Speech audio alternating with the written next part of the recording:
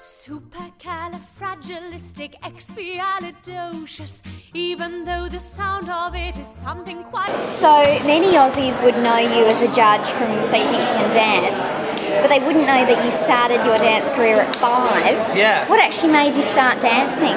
My parents, actually. I mean, obviously, it was something I wanted to do, but my parents, I had all this energy to expel, so my parents put me in dance class, and the rest is history, really.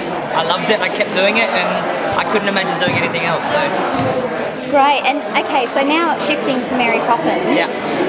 Obviously in the film it was Dick Van Dyke. Yeah. Have you based quite a bit of your character on that, or is it all new now? No, look, it's I asked to see the show originally when I got cast, and they wouldn't let us because they wanted us to create our own interpretation of the role. So obviously there are things that are written that are similar, but I didn't go back and watch the film. I didn't go and see the show. They really wanted me to create my own Bert. So I think that's what I've done, and yeah.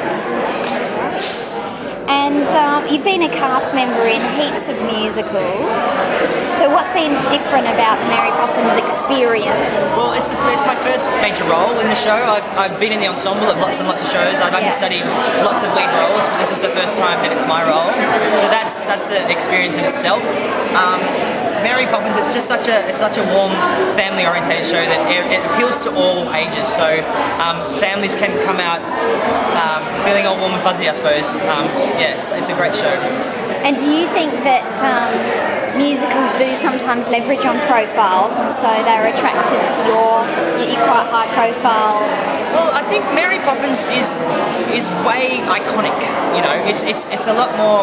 You know, it's got a lot more pulling power to get bums and seats than Matt Lee does. You know what I mean? It's Mary Poppins. Yeah. So I think the fact that it's been so successful, I think, is due to the fact it's a great cast. It's a great ensemble cast. Like, everyone in it pulls their weight, and everyone contributes for it to be such an amazing show. And I think that's why it's been so successful. But also, it's Mary Poppins. It's a film that's iconic to all ages, all ethnicities, all of those things. So yeah, it's great.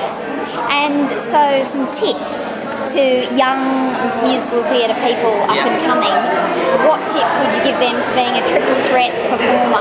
You can never stop learning, ever. Never stop going to class.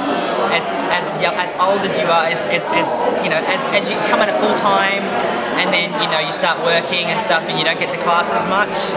Keep going to class, because even myself now at 30, I still go to class. I still go to singing class. I go to acting class. I try to absorb as much as you can, because you can never stop learning. So don't get complacent. Is probably my thing. Is you can always keep learning. Right. So if you have a bit of a weakness, like trying to do the triple threat thing, and you're weaker on singing, would you do more? You do more singing lessons. Everyone likes to do what they're good at. You know what I mean? So if you've got a great kick on your right leg, all you do is kick your right leg. Your left leg might not be very good, but you're just going to keep kicking the right leg. The left leg ain't going to get any better if you don't keep kicking it. Same thing with singing. For dancers that want to sing, you've spent your entire career or life training in dance. You have to give the same amount of time to each field. You have to give the same amount of time to the singing and the same amount of time to the acting. So, yeah, practice everything.